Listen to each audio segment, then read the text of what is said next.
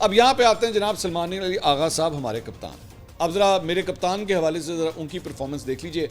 7 गेंदों का सामना करते हैं, 8 रन स्कोर करते हैं। और मैं अभी टोटल बैठ के निकाल रहा था सलमान अली आगा साहब का, 7 मैचेस खेले हैं, 7 मैचेस खेले हैं एशिया कप के अंदर, 72 रन स्कोर किए हैं उन्होंने।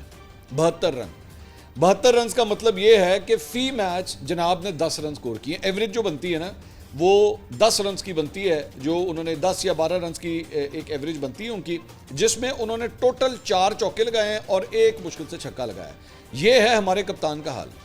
मैं इसीलिए मैं बात, और ये सिर्फ ये तो इनकी अपनी बैटिंग के बारे में बात है ना, अभी मैं कप्तानी के बारे में तो मैं बाद में आता हूँ, ये भी इनकी बैटिंग का हाल है। आप आ रहे हैं मिडिल ओवर्स के अंदर, आपका ये फ़र्ज़ है कि आपको जो ओपनर्स ने एक बेस बना के दी है, आपने बीच में मिडिल ओवर्स के अंदर आके मिडिल ऑर्डर को संभालना है और अब आपने उसको कैरी करना है।